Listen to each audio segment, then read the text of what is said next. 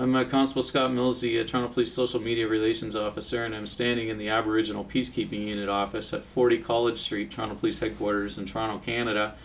And it's during the G20 Summit, and we had a great rally today for the Aboriginal community. It's Thursday, the 24th of June, and what you're looking at is a button that's actually being worn by an RCMP officer. And I'm going to put I've got Cst Kim Turner and Lori Macdonald, Corporal Lori Macdonald from the RCMP here in the office.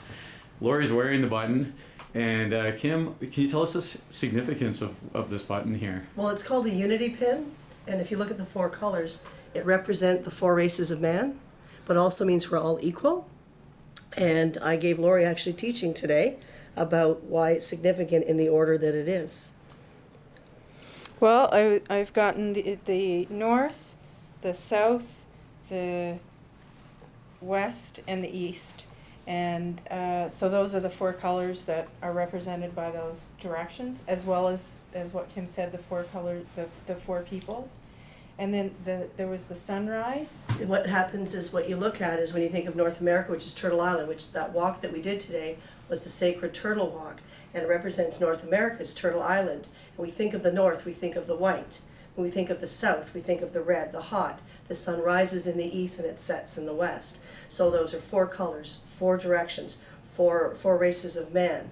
And it goes forth, and there's 4 significant in you're growing up in the sun, where you are the beginning of your life, and as you take more roles in leadership to become the elders. So it's all significant. 4 is very significant. There are 4 elements, and each one of them is attached. There are 4 animals to that.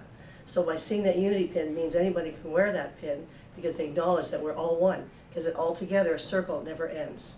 So 4 pieces, 1 circle, all together. That's great. Thanks for sharing that with us, Kim and Lori. Thanks for talking to us. I'm just going to go around your office and show everybody what's in your office, all these posters. Okay. And if you see anything when I'm on it that you can explain what it is to people, okay. That would be great. You're looking at the original crest. It says the Toronto Police Service, because we're still members of any officer that's worked in this unit have worked as a Toronto Police Service. The Aboriginal Peacekeeping logo was designed by the community when the unit came into existence in 1989. And by 1992 it was established as the Aboriginal Peacekeeping Unit through its founder, who you see here on the hide to your right, Bob Crawford. And it's significant because you can see where the eagle envelops the police, the Aboriginal person, and then the 3 feathers, which mean mind, body, and spirit. And that's Bob Crawford, who was the founder and my mentor, who is still to be today with his spirit, lives on in this office. You've got things over from him where we reopened the office and dedicated the office to the community, because there had been some problems when we moved upstairs. The community saw that as leaving the community, and we had a reopening and a dedication. The Bob Crawford thing that you saw previously, we actually had a dedication to Bob, an acknowledgement of what he did, so sort of a chance for the community to mourn his passing, which he passed away in 2004, 9 years after he retired from the service. And so that was significant, to bring the police and the community together to mourn. We presented this to his family. They in turn received it back here to us to keep in good faith and his spirit to live on. So he's always there, as you can see by his native name and what it stands for. And his badge number is all in there with our Aboriginal Peacekeeping pin, which is part of that crest. Hope you see it on it. That's beautiful.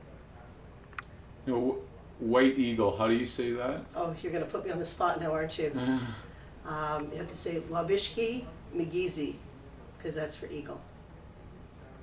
And there's many things. A lot of these things were donated or given to us to put up.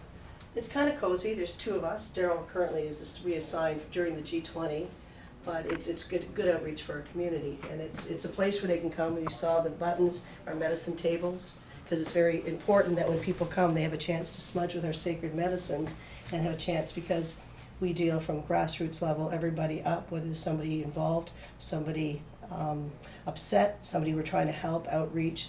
We don't deal currently in the community with a lot of the executive directors. It's the grassroots front stride people that we do.